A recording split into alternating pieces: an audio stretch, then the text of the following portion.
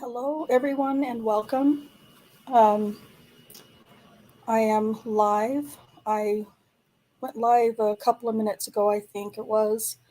I just wanted to take a moment and honor uh, Great Britain and offer condolences to all of my friends who are there, who live in the entire United Kingdom, and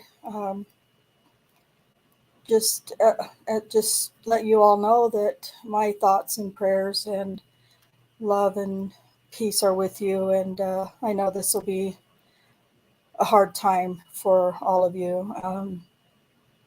So I just wanted to take a couple of minutes to offer my condolences and give the late Queen Elizabeth the respect that she is due. Um, so it's a very sad time for not only for Great Britain, but for the United States as well. And so it's a sadness and a loss that we will also here feel deeply and greatly. Um, so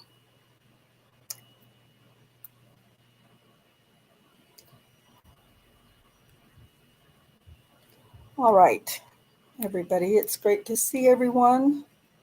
Um, Robsky was here a little bit ago and he left a note, and I'll just read it. He says, "Just Rhonda, I may not make it through tonight's update as I am completely shattered. If I fall asleep, I will rewatch the stream in the morning. Thanks for doing these." And I, of course, I completely understand. And so, Robsky, if you are away, um, no worries. I mean, this stuff's not going anywhere. So take care of yourself and take care of the things that you need to. In your own home, in your own life, in your own family, in your own country. That's what's important right now. And just know that our thoughts and prayers and condolences are with you all at this time. So I wanted to say hello to Alice. I know Alice is also very heartbroken and shattered at this time and really, really feeling a great loss. As I'm saying this, it's really very surreal to even be saying it.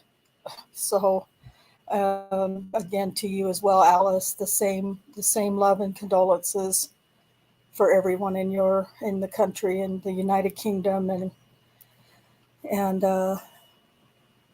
Scotland, and the entire all of the areas there where the Queen it touches your lives, or has touched your lives daily. Um, so yes, of course, it's the least amount of respect. It's the least that I can do, offering some amount of respect. I don't know what else to do. So of course you're very welcome, and it's very well deserved and needed, um, for for all of you. And just remember that we love you, and we do care, and we are sad for the time that you're going through. Chaz, it's great to see you. Let me sneak back up here because I don't want to forget. I don't want to miss JD. How are you doing, JD? It is great to see you here. Awesome. Oh my goodness, excuse me. I'm so sorry. Um, so I thanks for being here, JD, and we'll get started here in a minute. I just want to say hello to folks that I know are here in chat. I believe Jack will be joining me possibly soon, eventually. If not, you get me tonight all by myself, and that's okay. I'm getting used to doing these now, and so being alone isn't as terrifying as it used to be. So, Shaz, it's great to see you. I'm glad you're able to make it. And she's offered also um, uh, some words for Robsky. Just saw the news as I sat down in Australia and saw the Queen passed away. I'm in shock and tears too. Condolences to you and everyone she served as the Queen, especially England. That's very kind. Thank you, Shaz. And so it's really nice to see people coming together, and no matter no matter where you're at or what country you live in, our great leaders are to be respected and revered and recognized, particularly in times of sadness. Blair, it is so great to see you. I haven't seen you for so long. How the heck are you? It's great to see you. Yes, free Daniel Holtzclaw. We feel like we're getting closer every day. So, um, yep, she was the glue that kept your country going. That's for sure. I watched the series, The Crown, I believe it was. It was fascinating. I think I've got all but the last season. I think is where I haven't watched that, but it was an amazing. Uh, you lay low. I don't blame you. um, it was an amazing series, and I feel like it was well done. I don't know because I don't live there, and I don't know, what's true and what isn't true. But she certainly did get. I feel like she was given a lot of um, great recognition in the show, as best I could tell. So, little Barb, it is great to see you. Yes, and she also is offering her thoughts and prayers for all in the United Kingdom. It's great to know you. I didn't think you'd gone away, Blair. I know I see every once in a while if I venture into Facebook, I see little things here and there. I don't do Facebook very much though, so I haven't really seen much, but I see you still lurking around. So yep, we have, a supporter. We have a trial coming up in October. So, anybody who lives in Oklahoma who is a supporter of Daniel's, you might want to think about going to that trial in October and making your banners or your signs in support of Daniel. And um, combating the negative protesters that might be outside of the courtroom, because we're pretty sure that'll happen. Blair says, or excuse me, Shaz says, Alice, there was here anyone who reigned through so much and so many tough challenges. She did. She had a lot of from what I saw in the Crown. However much of that is true to the truth and true, it was very there were a lot of challenges that she faced, and it didn't seem like there was a lot of, well, it just seems like she was a woman on the throne, and just like we have dealt with for many, many years of our lives, centuries. It seemed like she may have had some backlash with some things, and not thought, and it seemed like it was thought that she couldn't handle or couldn't do certain things. But according to what I watched and read and saw, it looked like she did a fabulous job. So, and Katie Did It is here, and she says, my deepest condolences to all who've lost their dedicated, strong, and graceful queen. Oh, that's beautiful. I'm really getting emotional, so I'm really sorry, but it's very sad. And your condolences and well wishes are really, really sweet and kind. Um, I need to offer an invite. Whoops. To some people that I didn't know were going to be around, but just in case. Um, so as I said, and Alice, if you would like to come on um, to be on the panel, you're more than welcome, of course. I just didn't. I just didn't want you to feel like you had to, and so I didn't. I didn't send you the link, but I will certainly get it to you now. And if you'd like to come onto the panel, you certainly may do so, of course. And there's one for you. I'm just handing out little whatchamacallits, little links, links to the panel. And there's one for you if you would like to join. Um, so, yes. So, and there is a new king that will be stepping up, and I did happen to hear the prime minister's um, as she spoke, and she certainly, she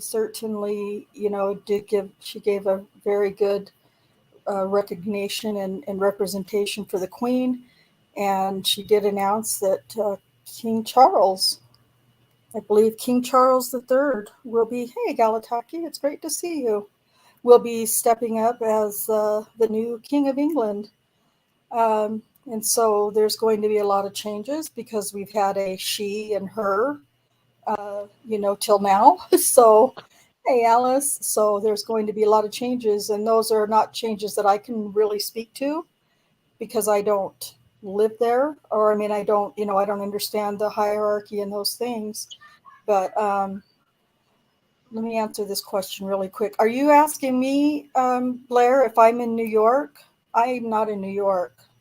I am in Utah, and as of now, I can't come to the trial. But I like to say never say die, never say never. So I mean, it's possible, but as of this point in time, I don't have any plans to be able to go. So, Talataki, it is great to see you. Thank you for joining us. Go kick your dad in the rear end and get him over here and get busy.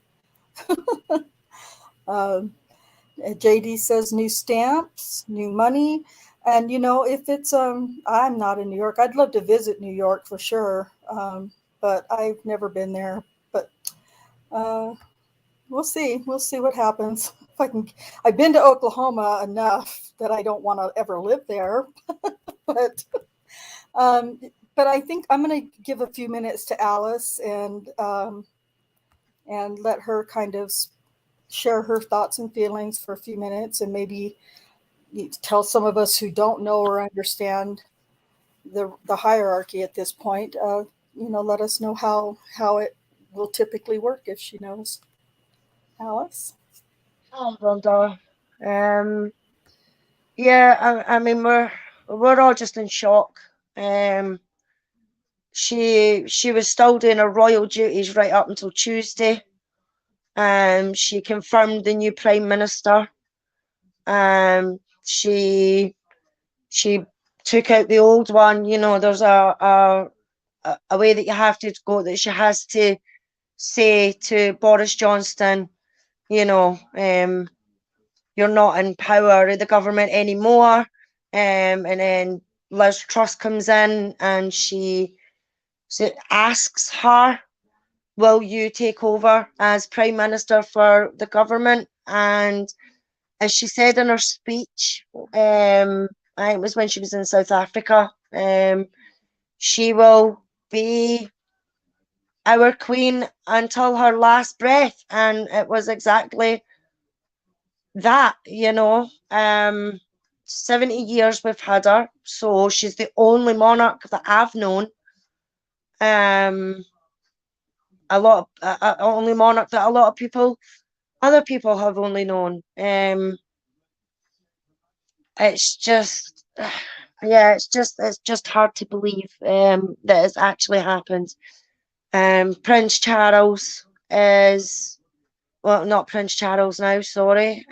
See, that's going to take a lot of getting used to. King Charles, Prince Charles will now be known as King Charles III. And Camilla, even though I don't like the idea, she will be known as Queen Consort, not Queen. But I've seen some reporters actually saying the King and Queen. If people start doing that, a lot of people in the UK might have a fuss because she that's a story for another time. Never mind. But yeah, it's just I'm a bit stuttery with my words because it's still hard to believe, Rhonda.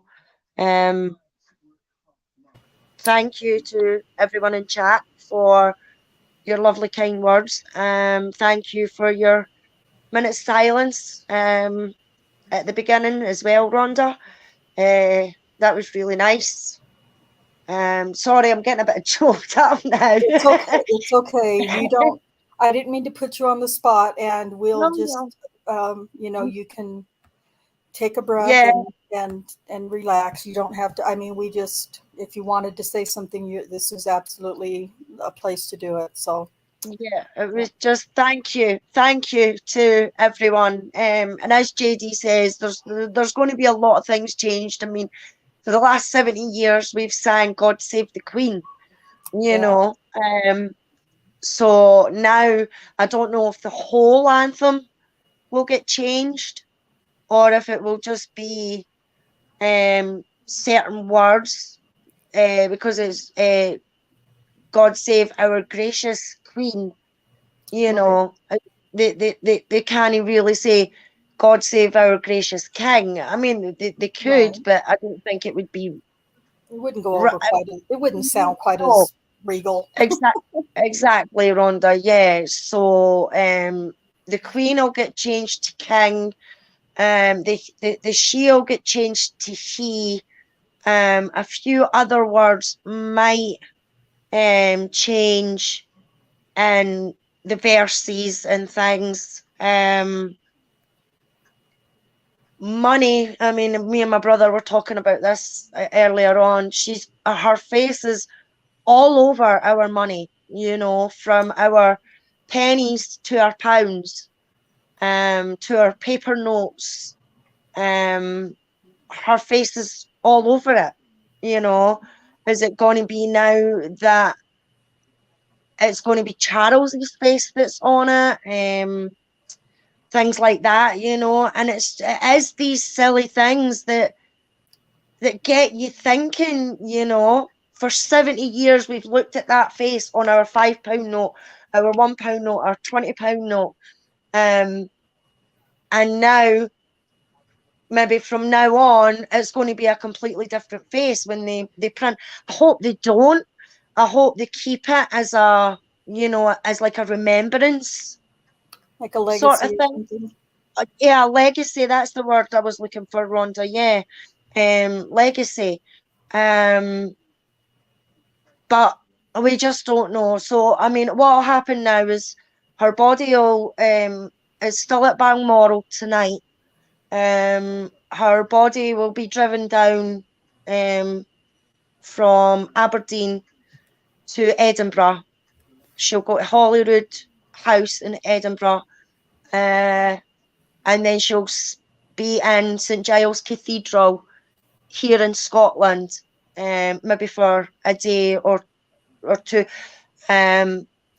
I think we haven't had many details yet, but all these kind of things have been planned for years and years and years. So it's not so much the planning, it's more of the when and how it's going to happen. Because Putting it into motion. yeah, putting it into place. Yeah, because we've got to let the country mourn. There's 4 nations. There's Scotland, England, Ireland, and Wales, and Northern Ireland. So the nations have got to have time to mourn. So as of now, Prince Charles is known as King Charles III, and that's what he'll be referenced to from now until whenever he goes or whatever. But officially, like ceremoniously, might not happen for 6 months to a year. Wow. Yeah, well, Queen Elizabeth, the Queen, she became Queen in 1952 because her dad passed away really, really suddenly. Right. So then she was next in line, so she became heir.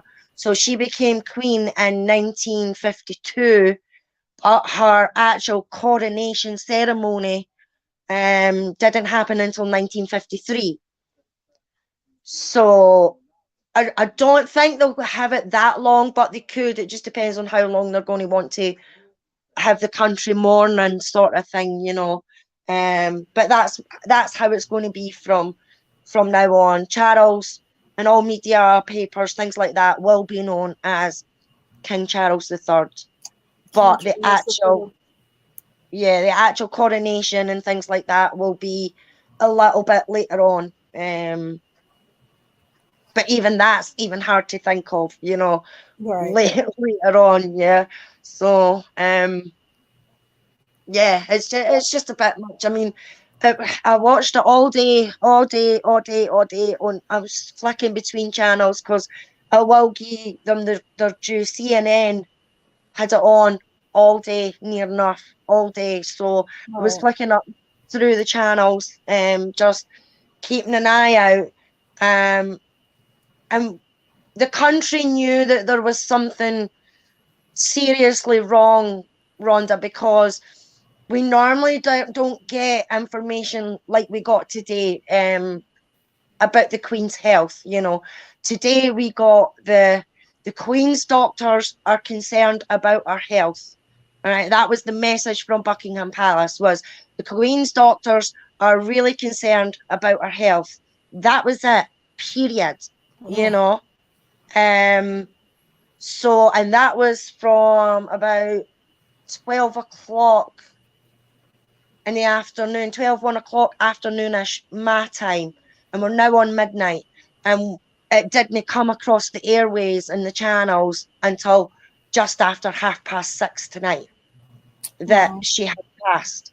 So she could have passed at 1:30 in the afternoon, or 4:30 in the afternoon, or 6:30. You know, we won't know. But it was 6:30 that the message from Buckingham Palace was pinned, because there's a tradition. Excuse me.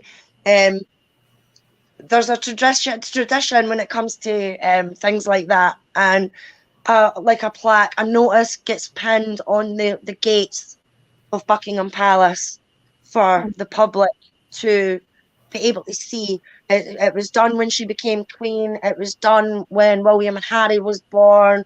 It was done when Prince Charles was marrying Diana. It was done when Prince Philip died last year. And it's just like a wooden, a glass sort of wooden frame. It's got a wooden frame and it's a glass front on it. And it's like a box.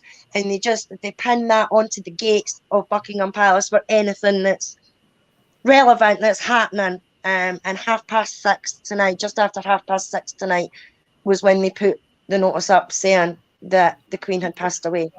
So yeah, it's all very pomp and circumstance is the wrong phrase, but it's all very. No, that's exactly what it is. It is pomp, ceremony, and everything like that. Yeah, right. Yeah. So, but we'll see how things go. I mean, Charles has been taught from the best, you know. She's been on that reign for a very, very, very long time, from a very young age. So if he hasn't learned anything by now about being the monarch for this country, then he'd be as well stepping aside and letting William take over,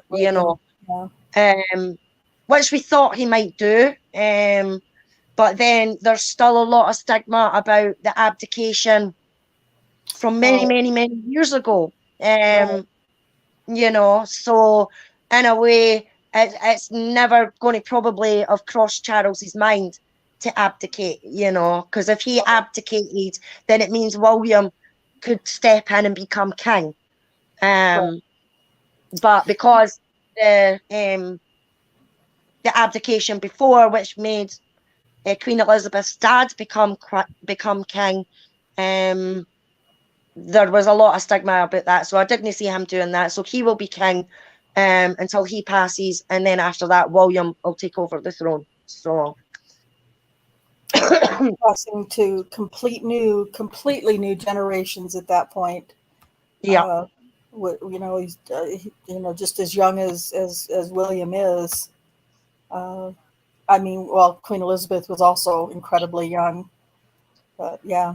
So, well, um, as I said, we all are offering our condolences and thoughts and prayers, and we're all with you. We're all with it's you. very much appreciated, everyone. Thank you very much.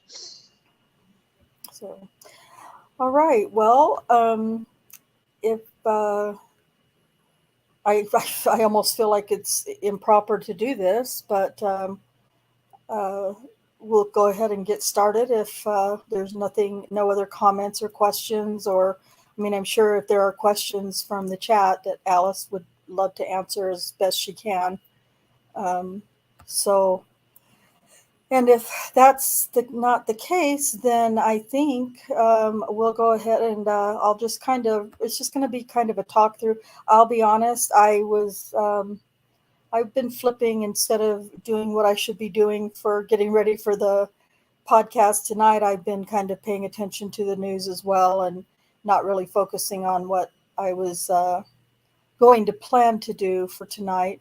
So I'm just going to kind of wing it, and I think it's okay. I know enough about most of these accusers that I can wing it, but I'm really just going to kind of go back to episode 19 of Bates podcasts.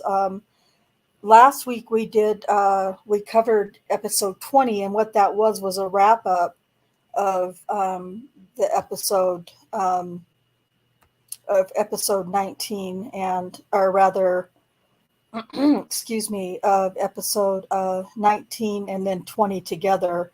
And so there's some things that are mentioned in 20 in the wrap up that you're thinking, well, wait a minute, I didn't hear that on what she played for us.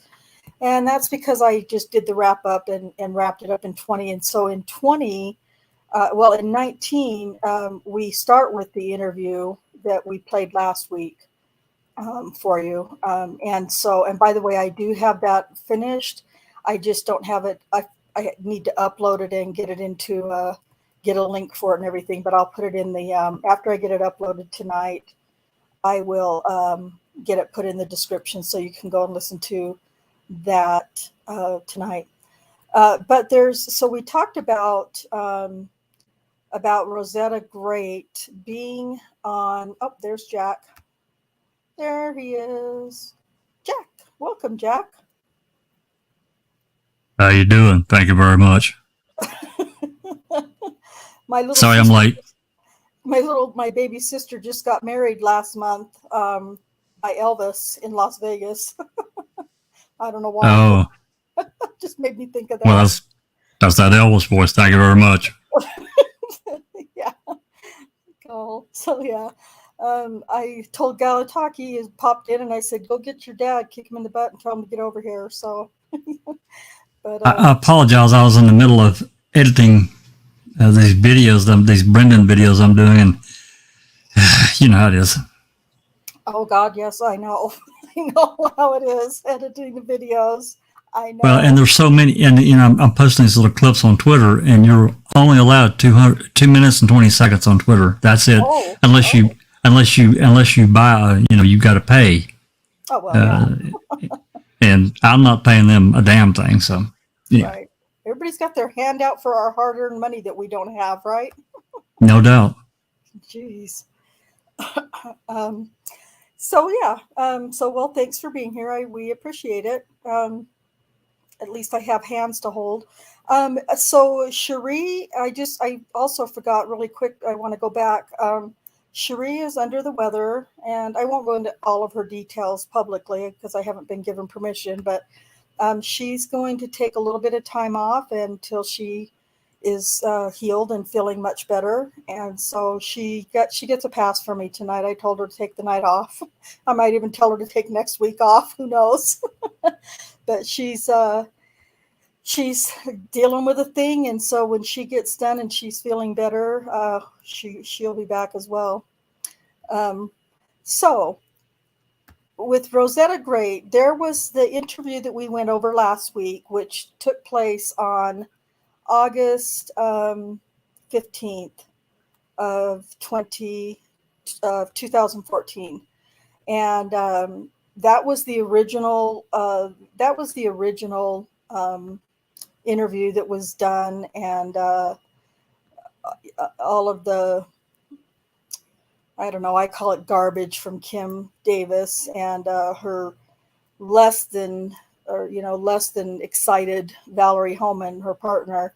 But that was the first interview, and that took place, I believe it was about, I want to say 8 or 10 days after Detective Davis and Detective Homan had gone to Rosetta Grate's father's house. They said they were expecting to talk to Rosetta, and so you would think if they were going there to talk to Rosetta that they would have taken a recorder with them. But, that's all very subjective for them. They decide when and where they want to take recorders and stuff, even if they're planning to speak with an eventual accuser. They're never prepared with their recorders like they should be. Nonetheless, Rosetta wasn't there, and they just spoke with her dad. And then her dad comes up with all these, are you talking about? Well, the first thing that Detective Davis does is, she, just like she does with most of her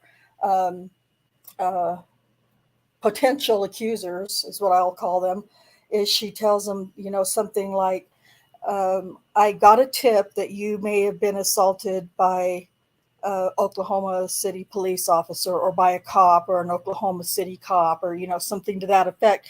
So she plants the seed immediately when she speaks to a potential accuser, but she also does it when she's speaking to a potential accuser's family member or friends or acquaintances. In Oklahoma City, I don't know, it could be all over, but I know specifically in Oklahoma City, these women that the potential accusers, they have associates who they deal with. They don't really have friends. These are just associates. So Cherie and I spent some time trying to decide what they mean by associate, and it's really not a friend or anything like that. It's somebody, we decided it's somebody who they work with, or they deal with, or something to that effect. It's so they can't really call them a friend. It's just somebody that they are wheeling and dealing with in whatever trade that they're involved in. And I'll let your imaginations take you where they will. So she goes and talks to Johnny Grate, the dad of Rosetta Grate, and he all of a sudden, according to, oh good, Kate's going to come in and save me. Great, the dad. Hello. Hey, now. What's up with that hair? What's up with that face? God, I knew it. As soon as I said that, I thought, she won't think of it though. But I know I should have known better. I have that script memorized. I know. Oh, Spike! I didn't know Spike was coming tonight. Oh, wait, that's Kate. Never mind. You just say, "Shut the hell up, Jack."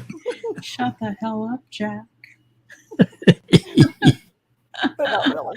Carry on. So she gets this, but according to, and we'll never know because she doesn't bother to record this, but according to her, Johnny Grate, Rosetta's dad, are you talking about, my daughter came and told me that she had been sexually assaulted and or raped by a cop, and are you talking about, is that who you're talking about? Whatever BS bullshit that they put out there. So I don't believe any of that. I don't know if I believe that Johnny Grate said any of that. If he did, we talked about, because Rosetta Grate knows when Homan and Davis go in to interview her on the 15th of August, she seems to already know what they're there for. oh, are you the two that were over at went over by Daddy's to my daddy's house the other day or whatever it was, um, and so she seems to already know, which then would make me think that there had to have been a phone call or a visit between her dad and her, um, and between the time that Davis and Holman went to see him, and when they went to talk to Rosetta in the jail. And so there's lots of questions. We have Brian Bates says in the wrap up in episode 20. He says he's putting it out there now at those phone calls between Rosetta Grate and whoever she spoke to while she was in jail, that if they haven't been preserved, they need to be sought out and they need to be preserved. And we already know that I tried to explain last week that there's been ORRs done on those, and it's become a big runaround. So the company who now has possession of all those calls from whatever time to whatever time, I don't know when the new company took over the jail or the sheriff's department or whatever it was, and took over those calls and things like that. But they are a private company, and so we can't FOIA them, to my knowledge. At least that's the way I understand it. We can't really FOIA them and they're not required to give us any open records requests that we might ask for. That's right. Like you said last week, I was listening in. We would have to get a court order, and they would then, happily supply all the recordings. And they have them, and they'll never be deleted. So we will get them at some point. It's just the company, much like, I think it's GTL. It's they provide those services to a lot of prisons and facilities that are set up like that. So it is so interesting that at the time that Daniel was arrested and this case took place, the Oklahoma County Sheriff's Department, they were in charge of the Oklahoma County Jail.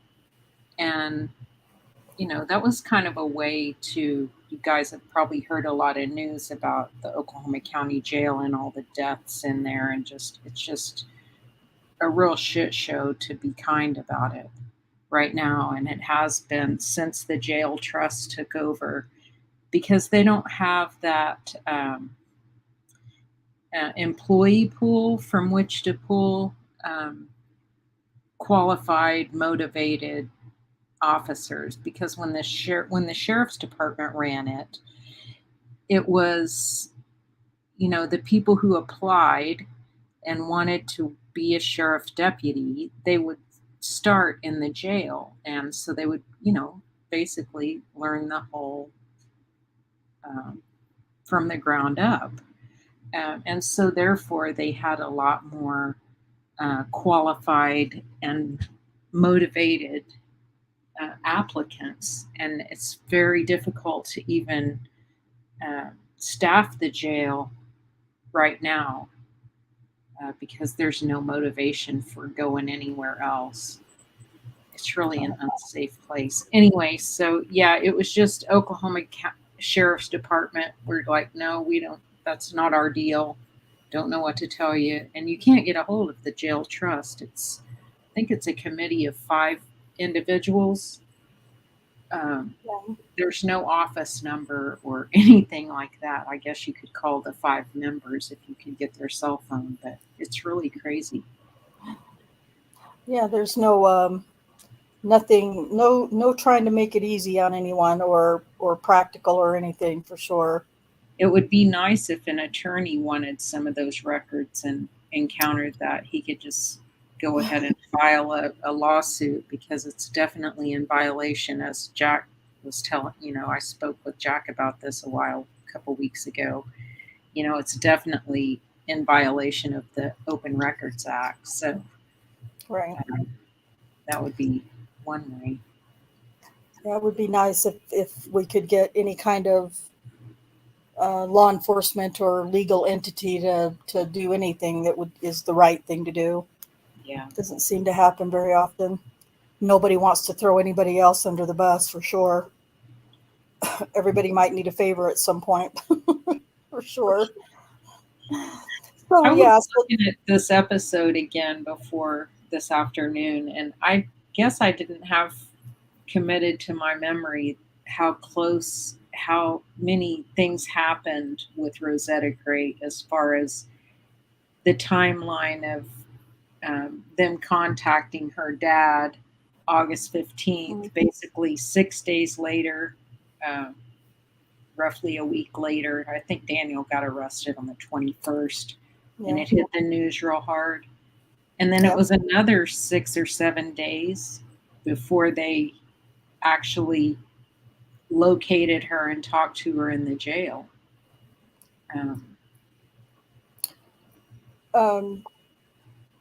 Well, right? I think they invest. I think that they. Well, let's see. Now I'm not sure. I think it was August 15th. On August 27th is when they went to see her at the jail. They met with her dad on August 15th. I apologize. I said that wrong. Oh, did you? Yeah, I said that they spoke with her in jail for the first time on August 15th, but it was August 27th that they spoke with her in the jail. That went right past me. That doesn't usually happen. So yeah, they spoke with her dad. It was August 16th and the 27th. And by the time they spoke with Rosetta Grate, Daniel's face was all over the news. By the time they spoke with her the first time, his face was plastered all over the news, and nothing that was coming out in the media.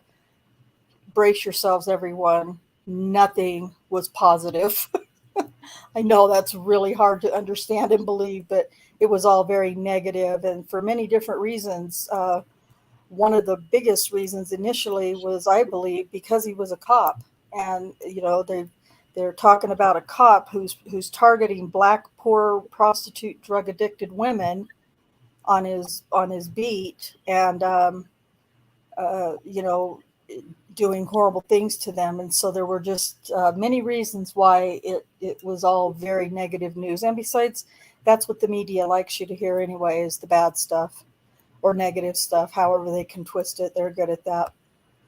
So that's kind of what happened. They went ahead and had this interview with her that I showed you last week, and that I'll put in the description later after I get it uploaded. And so, but they have this conversation with her, and they ask her all the initial questions about her history, her drug use, her mental health history. And she, claims that she doesn't have any mental health issues and doesn't take medications or anything like that. But she does admit readily to using cocaine and smoking weed. I'm not going to say that weed is not a drug necessarily, but whenever one of the accusers or anybody that says, "Do you do drugs?" "Yeah, I smoke weed," I just kind of go, well, but anyway, it's still against the law, so you still, it's still legitimate. But so they have this interview with her, and this is the one where we showed you near the end the news report where Rosetta Grate, how she ended up in jail was that she got arrested for filing a false police. I don't know what the exact charge was, but basically she was in a vehicle with somebody who was driving, and when they asked for her ID, she gave the ID, and she used the phone of the person that was driving the truck and called 911 from the truck as they're pulled over, and said that there was a shooting at 633 Culbertson. And so in her mind, and I guess you got to give it to her for being clever, but it's very illegal. If I'm not mistaken, it's a felony charge.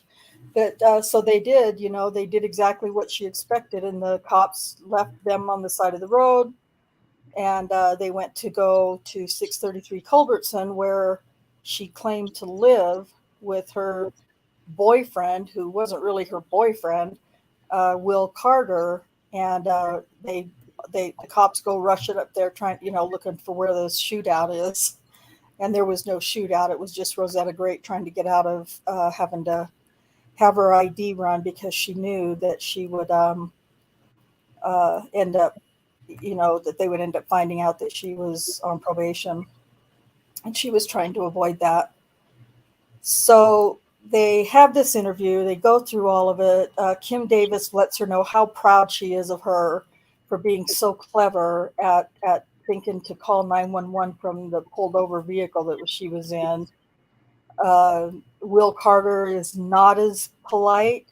He says in the news report that she's slick, she's a criminal, she's a con woman, and basically he just doesn't act like he likes her at all. So Can I just say that, probably one of the last few people on earth that I want praise from is Blinker. Sorry.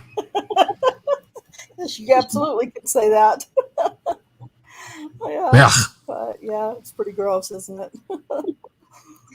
So that happens. So all that happens, and she's sitting in jail, and I don't know for how long. I know that there's records of it somewhere that I could have looked up, but I didn't really take the time to do that. But she's sitting in jail for doing that, and I think she's going to be in for a little while. Kay might know how long she was going to be in. I don't recall off the top of my head, though. I don't know. Yeah, it doesn't really matter. She's going to sit in jail for a minute, on this falsifying this police report. So I'm trying to think now. This is where it's on September something. Just less than a week, I believe, later, Rosetta Grate. What's that? September 2nd. September 2nd. Yeah, just a few days. Rosetta Grate calls the detective's office, and she gets a hold of Valeri Homan, Kim Davis's partner, and they end up having a second interview that they go to talk with Rosetta in jail. And all of a sudden, there's all of this evidence that Rosetta Grate has promised them. If they go to the house, just go to my house, and you're going to find DNA evidence, forensic evidence all over, because I wiped, and if you remember back to the video from last week, she said that while she was performing oral sex on him, that he was unclean, and so she had to keep wiping her mouth, and she was wiping down the back of this chair. And I'm really, my mind just went to a really gross place when I hear that. And I just can't imagine that her living the lifestyle that she lives, having prostitution dates pretty much one after another, maybe 20 minutes in between, 30 minutes, maybe an hour in between, but she's not going home and showering after each prostitution date she has.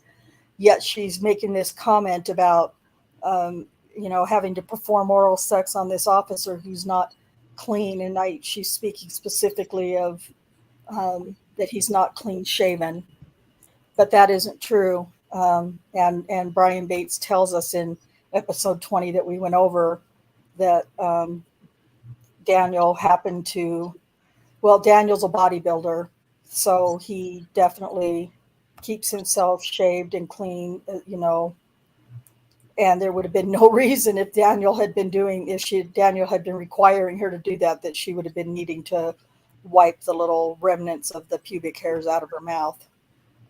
Or would she even care? Honestly, let's be real.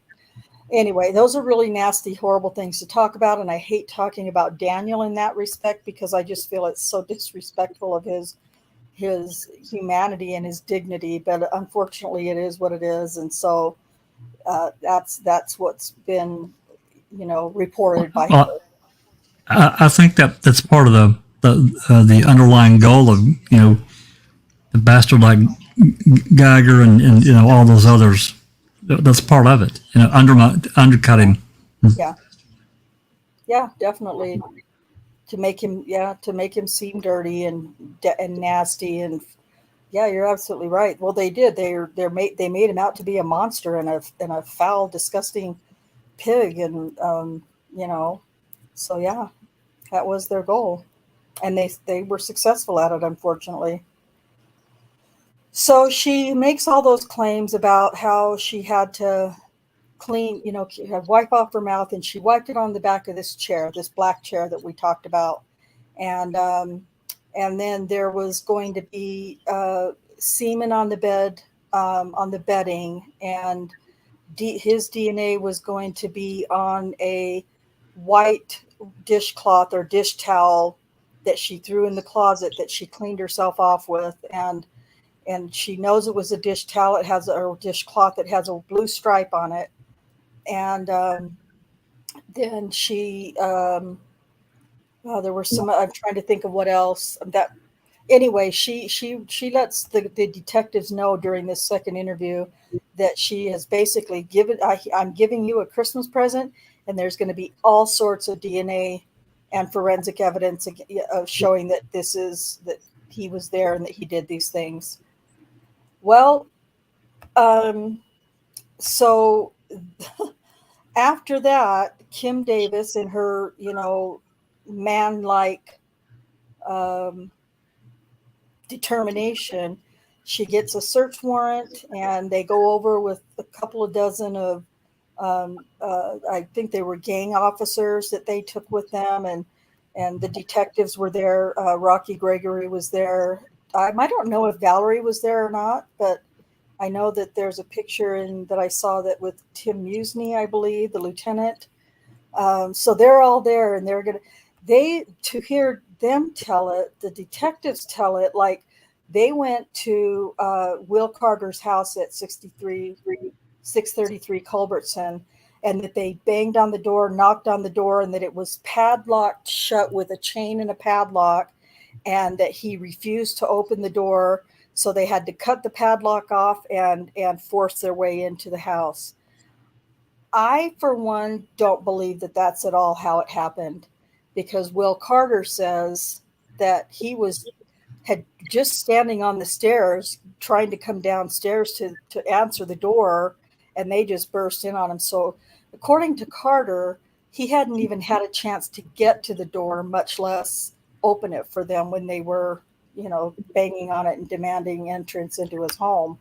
But, the detectives tell it like he was refusing to come out, refusing to cooperate, refusing to open the door. So they cut the padlock, they cut the chain, they burst into the home, and they drug him out of the house in handcuffs and made him sit on the front porch while they went in and did whatever they wanted to his house. And mainly to the bedroom upstairs where Rosetta Grate had sent them. So I don't know. Like I said, I don't believe at all that that's what happened. I don't know. I have no reason to believe one person over another, except for that I know how these detectives operate. And I believe wholeheartedly that the way they tell the story is not the accurate version of what actually happened. I'll believe Will Carter instead. Thank you very much. Even though he was squatting in the house, he had no business being there. He had his own problems. There's no doubt about that. But at any rate, they burst their way into this house and up to the room where Rosetta promised them all of this evidence that they were going to find. So she listed several things. Like I said, the chair that would have his pubic hair and her saliva and God knows what else on it. And the white cloth in the closet, that she cleaned herself with, and then the bedding and the rail. She talks about the rails, and when you rewatch this video that I'm going to post in the description later, you'll see, or if you go to holtzclawtrial.com and go through episode, the homepage at episode 19 or 20, episode 20, I think, has all the pictures. You'll even see yourself that that there was no bed railing at the bottom. I mean, you can't see any bed frame or anything where she claimed she was holding on to while she was being raped. And so they take all of these things that she mentions to them that's going to have evidence for them. And they also take a pair, it's a pair of, it's so gross. It's a pair of men's, I'll just try to get that opened up and share the screen so you can see some of these pictures. But it's a pair of men's, we call them we call them like nut huggers here at my house. Everybody calls them something different. Nut huggers, Superman underwear. Now these aren't blinkers, are they? Oh, never mind. Wait, I'm sorry. Something like so. Yeah. Let's see. I'm so bad. I'll show myself out. No, you're fine. We all agree. I'm going to see if I can share these pictures with you guys so you can kind of. It's hard.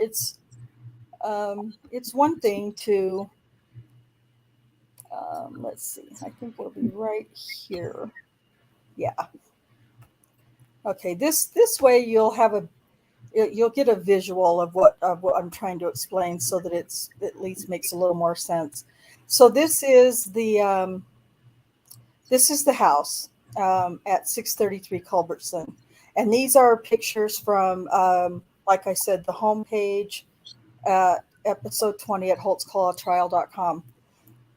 So they're all going to have Brian Bates watermarks, which is fine. So this is the house that Will Carter and Rosetta Grate that she lives in. And if you look closely at this, you can see down here, it's kind of hard, but they've got Will Carter sitting here in handcuffs outside of the front of the house while they're inside upstairs doing whatever they want. And it says Grate's boyfriend, Willie Carter, being detained by gang officers during the execution of the search warrant. Gang officers. They got him out there in handcuffs. It's insane. This is where they say they cut the padlock and the chain off of the front of the house. I don't see a padlock or a chain. Now they could have. Neither do I. They could have been completely removed, but I don't think so. I just don't think it was the case. So that's the front door. This is going into the front door. This ugly fuck right here is, that was not nice. Rocky Gregory, I am so sorry. That was so rude.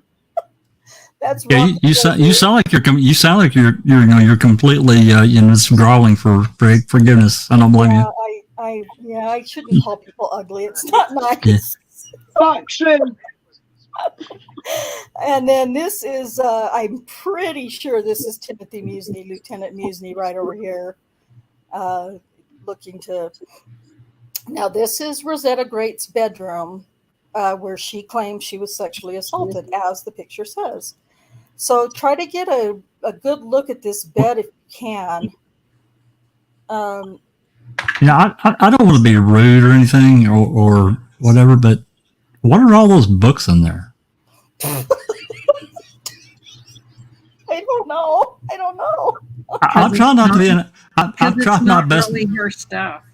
Yeah, I'm trying really hard not to be an asshole, but they might have come with the house because I can't remember the circumstances that Willie Carter ended up living in that house, but it was someone died that lived there, and then he was basically just living there. Yeah. So that's probably the owner that passed away's stuff, I would bet. But that explains that. They probably were asked that. Rosetta was probably saying, "Hey, what's all this shit in here?" What? No, I'm sorry. I'll shut up now. Showing myself out again. No, you're fine. But yeah, Kay's right. Those belongings belong to the old woman who used to live there, who passed away. And I think Willie Carter worked for her, was a handyman for her. I really don't know. He knew her. And then after she died, I mean, nobody came to claim the property or anything. So he just decided to live there himself. So that's He kind could of have probably lived there longer if he wouldn't have been involved in all this drama. Yeah, if he hadn't Got messed with exposed. Rosetta Grate, for sure. So yeah, so that's the bed, and it doesn't look. We don't naturally. This is all neatly made and tidy, but she does make a big deal about this comforter. Rosetta does that during the sexual assault, the rape, she had to push it back out of the way because Willie would be mad if it got stained from stuff. So she pushed it out of the way. Now From stuff. from Now she's okay. Now it's not been about it. Oh my God. squiggly Okay. pollywogs, whatever the fuck you want to Stuff. call them. All right. So anyways, she claimed she had to I push need to this mute. white comforter out of the way so Willie wouldn't get mad because there was stuff deposited on the white comforter. This is just another another angle, another view of the bed. This is the closet that she's talking about when she says that she got a white towel or a white dishcloth or whatever and cleaned herself with it after she was raped and threw it in or as we call it, swamp cloth. Swamp cloth. My mom used to call it nookie rag. Just saying. Oh, God. Oh, rest in peace, Mom. And then this is the black chair that she claims that she wiped the remnants of pubic hairs and saliva and whatnot from her mouth. So that's just another angle. There's a little bit closer picture of the closet. We'll get a better one here in just a second. And I'll point some stuff out to you. Another angle. This is the stairs, obviously. A little bit different view now of this closet. So we're going to get in on these those interesting odd objects that Jack was speaking of that we call books. There's the bed again. I don't quite see how there's a frame, a box spring. There's a box spring and a mattress, but I don't feel like there's a frame there that she was holding on to. That may be why Davis changes it in her report, or I don't know if that's surely what Brian Bates was quoting in his podcast, that she wiped the hair from the oral sodomy, the hair she claimed were in her mouth from him being nasty, on the side of the box springs or the side rail.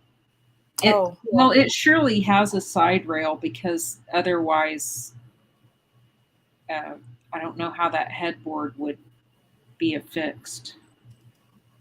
Yeah, it's just down lower. You just can't see it. It's covered up by the big bedspread there. Yeah, it's two side rails and then a low footboard, I bet. That's the same as the side rails.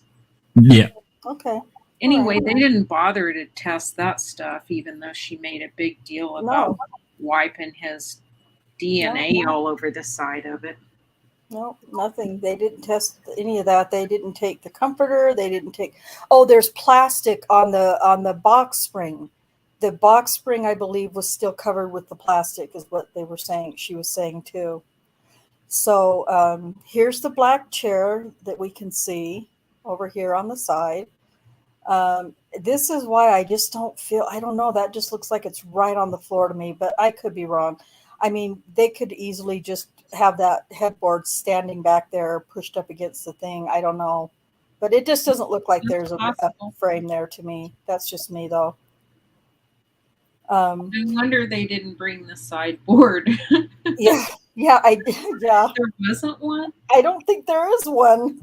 I don't think there is one. I wonder if they tucked that comforter in before they took the pictures so that people might not think about that.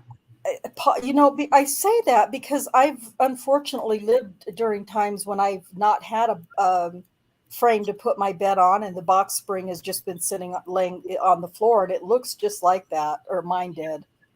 So I don't know, but there's the infamous black chair that they. Now, what they did with this chair, they didn't take the bottom here that you sit on. They just took off this top part and took that in to test it. And I'll tell you the results of that in just a minute. And then this again is the closet, but I want to get a little bit closer. Okay. I don't think I can't get any closer, but in the video where I've got some pictures of this in the video that I'll put in the description, you can look right here. This is dirty, dirty, gross, nasty, dirty gray and black men's underwear. And there is that black or blue, rather, that blue stripe in the waistband. So is that what she thinks was the white cloth or the white dishcloth with the blue stripe on it? I don't know. It could be. And then over here, something that she never mentioned, nor was it on the search warrant to take, is a pair of black panties.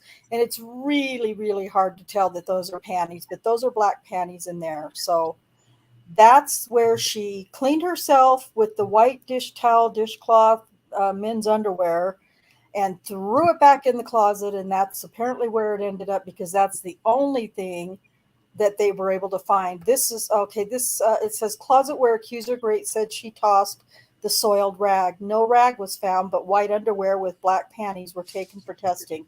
And there was never any mention of white panties and dirty white underwear. So this is a recap.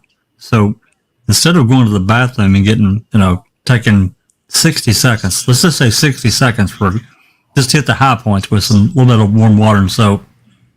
No, we take the do rag and just get it out of wherever and just throw it in the closet. Don't even bother to put it in the dirty clothes pile.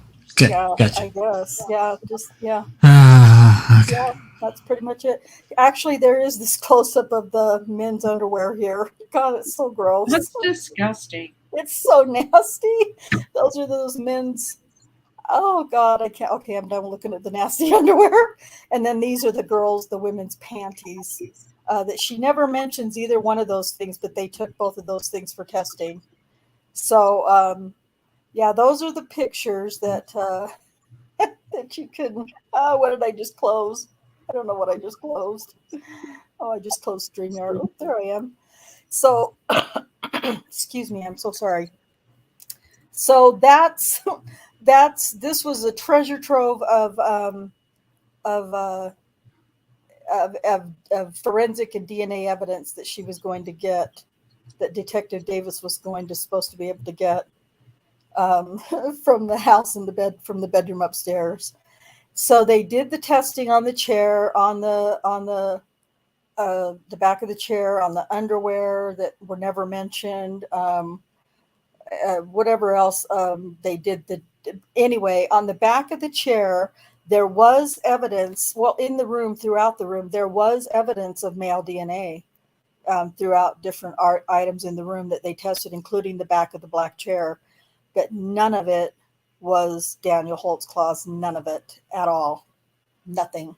There was no DNA evidence of Daniel whatsoever in there, where there was supposed to be excessive amounts of big DNA evidence. And there's nothing. So, but was Rosetta Grate's DNA on there? I don't think it was either. I don't remember hearing about female DNA, but because if she wiped her hand on there, I mean, come on. Yeah, to my knowledge, as far as I can remember, they never said anything about female DNA. Yeah. I just remember Elaine Taylor said there was male DNA, but it didn't match Daniel at all. Now I'm curious though I about guess whether she had only been in that room recently. She got kicked out of Will's bedroom because she wasn't coming home. Yeah.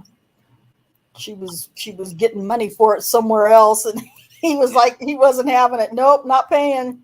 Get your ass out. I don't know. But anyway, yeah. So those were the pictures that were taken inside of the room of this evidence that what's her name promised them. There's also a letter. Let me see if I can find this letter. This is the stuff I would have been doing had I not been involved in watching the news out of England today.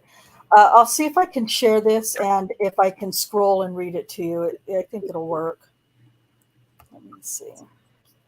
Because Rosetta just turned out to be just such a nice, want to make sure I'm doing the right thing kind of girl.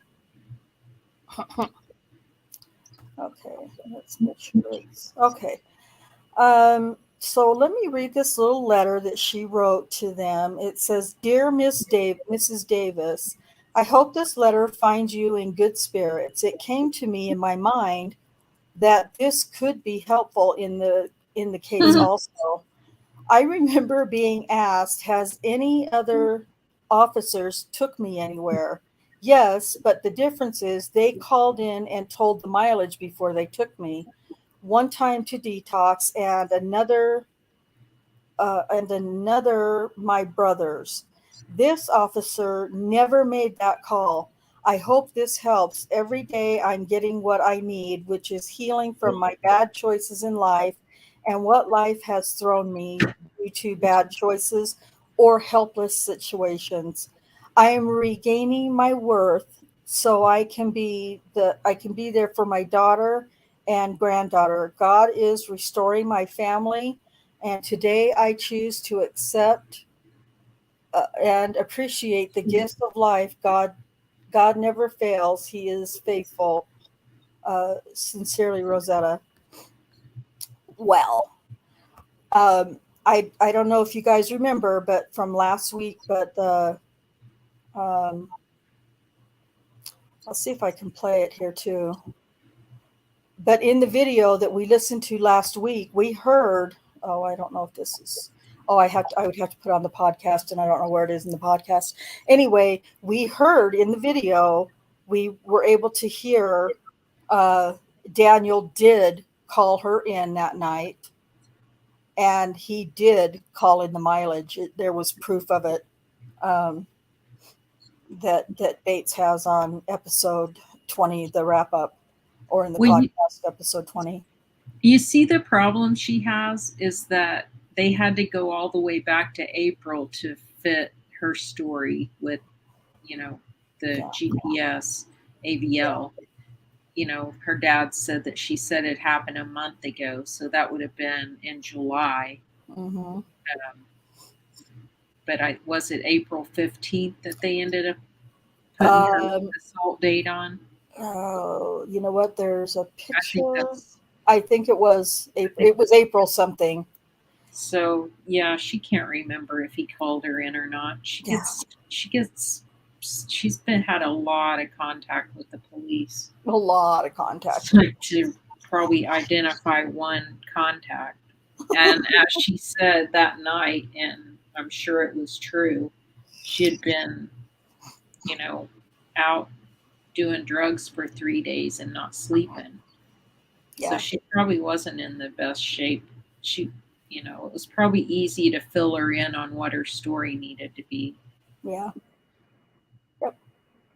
Yeah, absolutely. Well, and we know that's what they did. So, also, this is like way out of order of anything, but I just want to remind you that when they went to see her on the first jail interview that they did with Rosetta, one of the first things Kim Davis says is the district attorney's office is offering you rehab if you want it. They hadn't even interviewed her yet.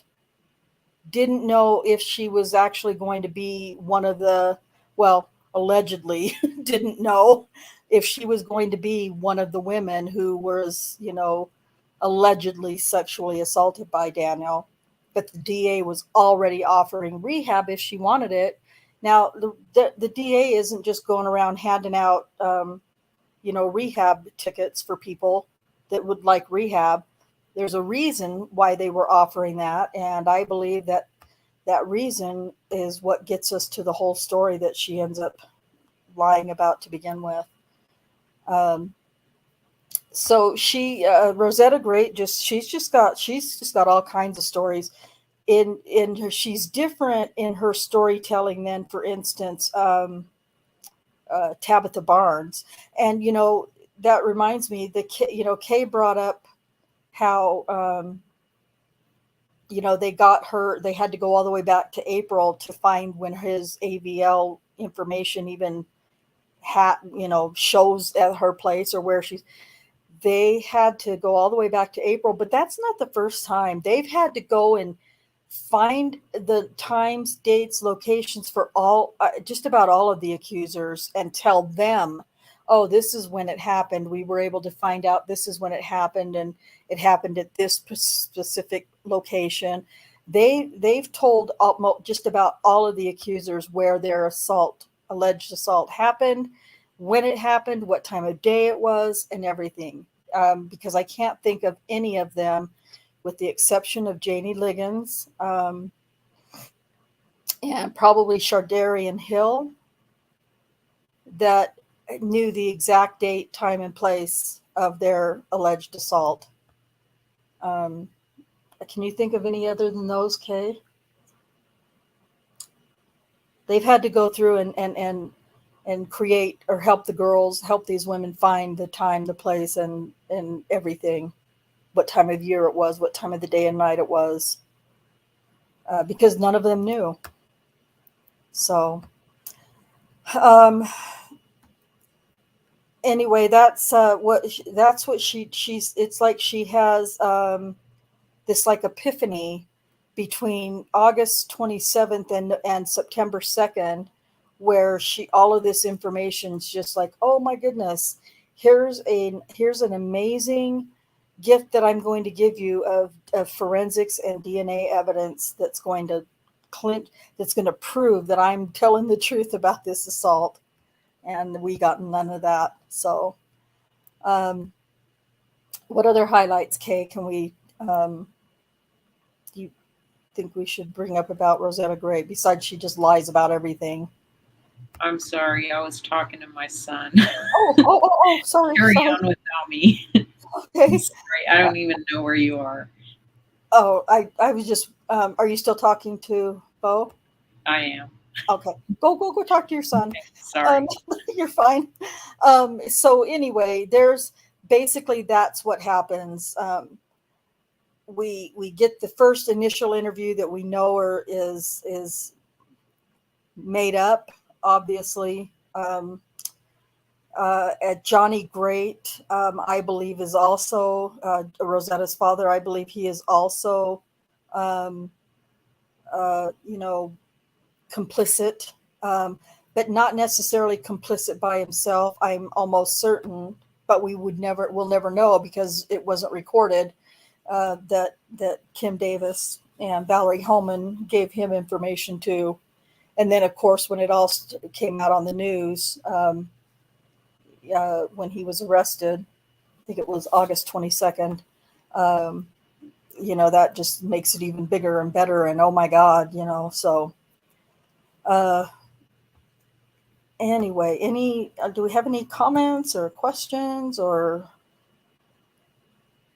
anything that anyone? Nope. I was just listening to kind of detail it and me throwing in my little color comments, but no pun intended. But God, yeah. It's so nasty. Just yeah, it's kind of gross. It's kind of gross. And in this I believe in episode 19, she talks about, you'd have to listen to the podcast. I don't have any link droppers in here tonight with links ready to go. That's okay though. But if you find his podcast, I listen to it on Stitcher. I know you can listen to it on Podbean or Apple, different places that you can listen to the Bates. You talking about Brian Bates? Yeah. I'll give me a minute and I'll drop a couple links. Oh, okay. Yeah. Yep. But if you wanted to go and listen to the entire episodes 19 and 20, that I just am kind of giving you some little highlights here and there. But if you listen to 19 and then 20, instead of going backwards like I did, then you'll get all the little. I said that I was filling in the holes tonight, but I actually made holes for you to go and find and fill in yourselves. The way I sound, the way I'm hearing myself. So, but it's definitely disturbing, and I'm pretty sure if in episode 19 somewhere, Rosetta Grate talks about having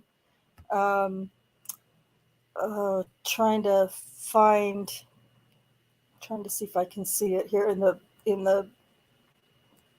whatchamacallit, in the titles, that what is it called when, because you can read everything too. You can listen to it and you can read it as you're listening to it if you wanted to. Anyway, transcript. Yes, that's exactly what I'm talking about.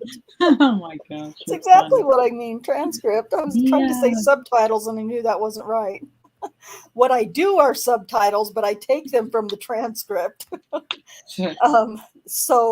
But I'm pretty sure that she talks about in that wearing that day that she was, taken home by Daniel, that she was wearing a black dress with a black t-shirt kind of dress with no panties. And I just remember thinking, oh my God.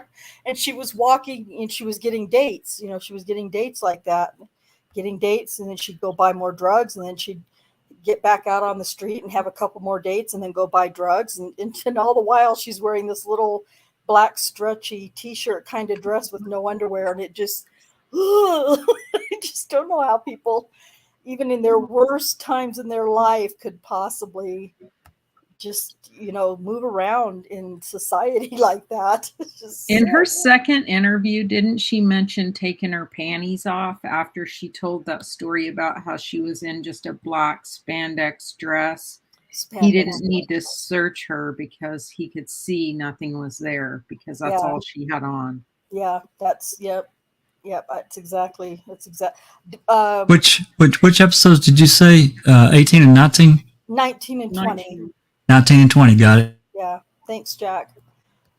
So yeah, you definitely, like I said, I was supposed to be filling in the holes, but I actually made some holes for you to go in and listen to these and fill them in yourself. We lost Alice. It's late for her and she's had a long day, I know. So anyway, yeah, just really disgusting. She's really gross. Rosetta Grate and Kayla Lyles are probably the two most gross, disgusting stories to listen to. And unfortunately, I've been trying to avoid saying all the words, but it is what it is. This is an adult channel, and it's not made for kids. Oh, there she is. She might have had to. You say they're gross. What makes them gross is all of their details, and yes, that alone should have been a huge red flag to the detectives. Yep. When someone's lying and they are an accomplished liar, or I wouldn't say accomplished liar, but they are accustomed to lying, they always add too many details into their stories. You're and the detectives know that. I mean, yeah, that's a great point, Kay. That's absolutely right. That's exactly what both of them did, because, Regina Copeland too, she even Yeah. adds a stupid story about how Daniel pulled his police car in front of her car. Mm-hmm. And then he didn't search her until after he searched her car. So that means she was standing behind him unsearched while he was searching her car. Give me a break. Right. Detectives know that's not going to happen. They know what it feels like to be exposed like that and not know if someone has a weapon on him. You have to be hyper vigilant all the time for your safety. They know he's not going to do that. It's ridiculous. And they gloss over all that kind of stuff at trial. Nuts. Just yeah, and you're right. The detail that comes from Rosetta Grate and Kayla Lyles, and also, Adara Gardner had some pretty intense details as well. But I would say for me personally, the ones that were the most horrible were the most difficult to listen to were Kayla Lyles and Rosetta Grate, and then probably Adara Gardner, and then also Regina Copeland had some nasty details as well. Mm-hmm. And I think they must believe, obviously, that the more they say, the more believable they are. But it's absolutely wrong, and it's exactly like Kay said. The more detail you're trying to put into your story, the less likely it is to be true. I know of someone that found that out the hard way there, right, Amber? Yeah, she doesn't know she's a loser yet. She still doesn't know she's a loser. Yeah, she's that girl. She'll never accept that she's wrong. She probably believes her own shit. I'm sure she does. At this point, she's told it so many times. She believes what she's. Well, and she's surrounded by people that say, "Oh no, Amber, you need to do this," and everything she does is just worse. It's just worse. Just stop. God, stop listening to these people. Yeah. It's true. It's true. Yeah. So, and now that you say that, Jack, I remember watching the trial and thinking about, oh God, the days that she was going into all of this horrific detail of things that just, I'm not going to say were impossible, but were just so improbable, absolutely unbelievable. You go through World War III and you come out basically unscratched. Right. Okay, I don't think so. And she is just like incensed that the jury didn't believe her. Well, my God, lady, everything you said was out like from a horror movie or some shit. It was just insane. So yeah, it was. I thanks for pointing that out, Kay, because that's exactly right. It's the more detail they give, the nastier they make it, and the more gross they make it, the more believable they think they are, and it's absolutely not true. But the detective sold it to Galen Gigger, and Galen Gigger sold it to the jury, and that's really sad because now here we are today, trying to just do what we can to give more awareness and more publicity, whatever you want to call it, on his case and the lies therein. So it's really just too bad that the jurors couldn't. Well, I don't know if they could sort these cases out in their minds, because that would be really hard to do, keeping all the different stories and that go with each person and the changing stories. But it's just really too bad that they couldn't see the changing stories of each accuser. Right. And I mean, that should have been the whole story. You're not going to have a clearer recollection of it at trial rather than closer to time in the proximity of time that the actual assault would have happened. you're not going to get a clearer memory after a whole lot of time passes, more than a year. For most of these people, doesn't work that way. Memory doesn't. And I think it's really unfair. No matter what, even if you had really, really intelligent jurors, to have that many alleged victims that you have to keep sorted.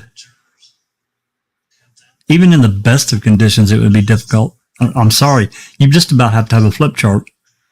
Yeah. Even when you aren't wishing you were doing your Christmas shopping instead of sitting on a jury.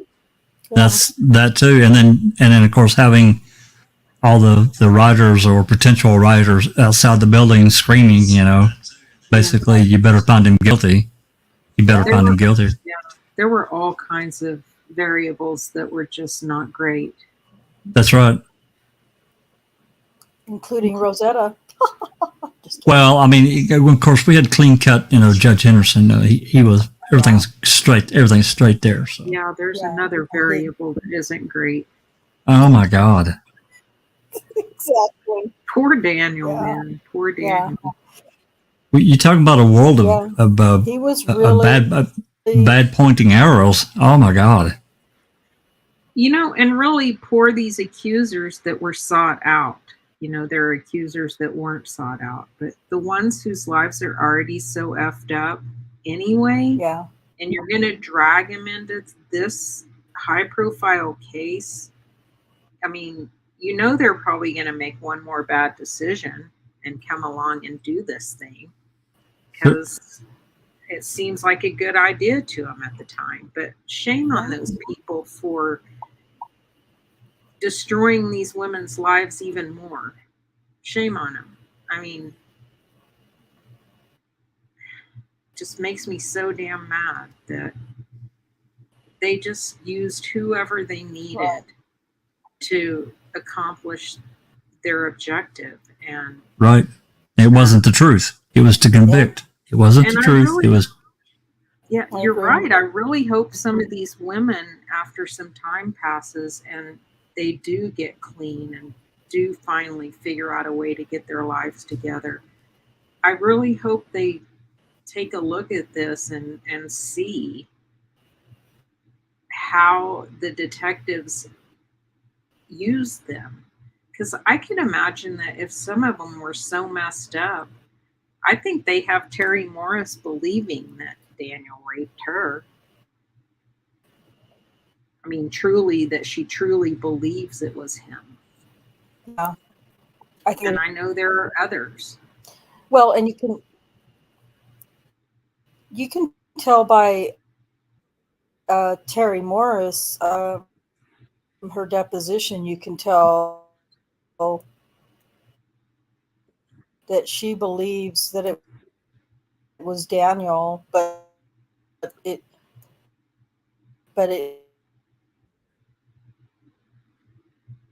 still 1st of May emotionally forced her to say May 8th, and she still says it's the 20th or 21st of May. It was a couple of days. It was a few days before I reported equate to May 8th. So, Shaz, I agree, Shaz, with your comment. That makes me the most angry is what they've done to Daniel's family, his friends, to Daniel himself. Mm-hmm. That is the worst in this whole thing. Yeah. And it's hard to watch.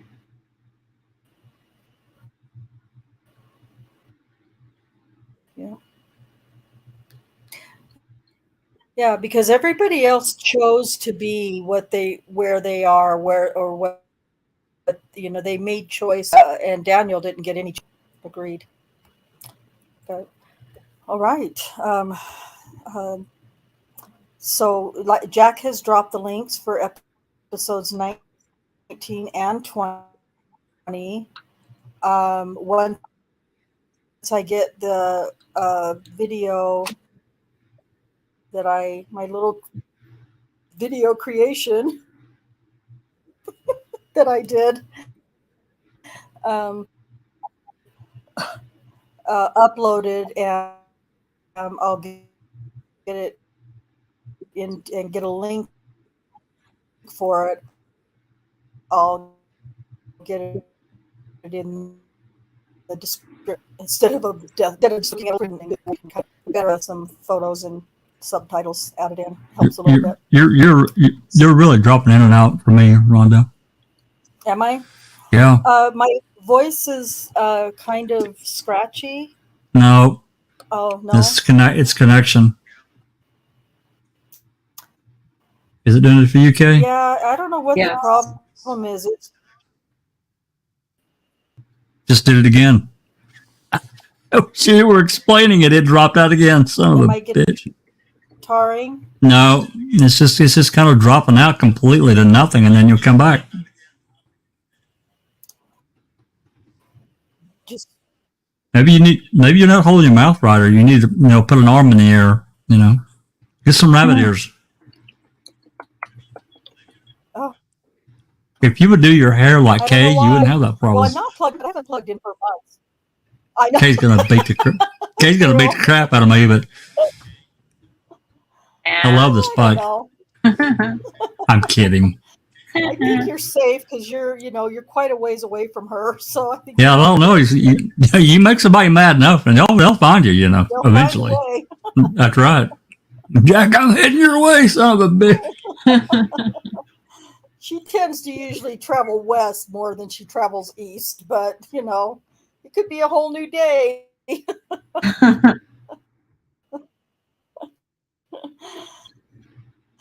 All right. Well, I think I didn't fill any holes. I made holes for you to go and listen and fill for yourself. I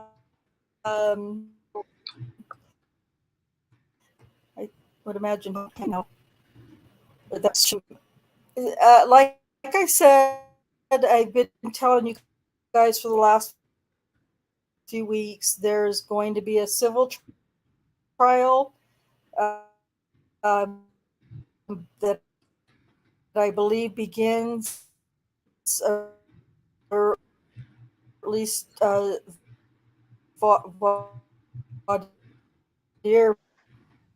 you're cutting it really bad, Rhonda. 22nd of October, I believe.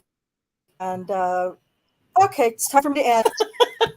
If I'm cutting out really bad, I don't want to keep. It's irritating for people to try to listen to that.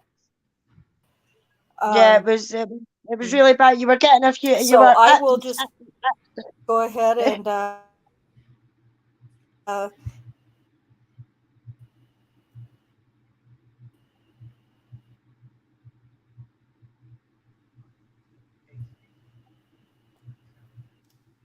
Well, did we completely lose Rhonda? No, she's still there. Oh, that's her, and then we'll just.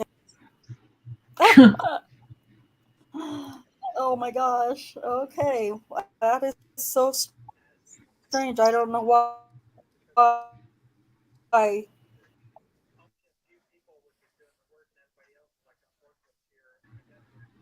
Now she's gone. Oh, she's going to drop out and come back. That's probably the best thing she could do. Yeah. So I could hear her barely in the background when she dropped out. It was like really low. If I didn't have my headphones on, I'd never hear her. But yeah, I see a comment there from Shaz. Oh, Rhonda's back, but no icon. It's just a white block.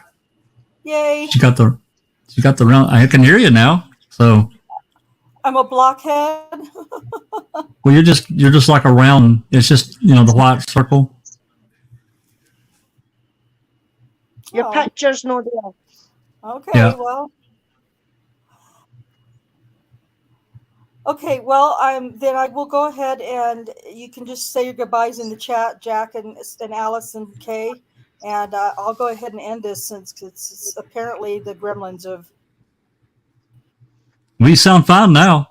Descended. Well, I don't know. I said So, that, but I don't know. Thank you.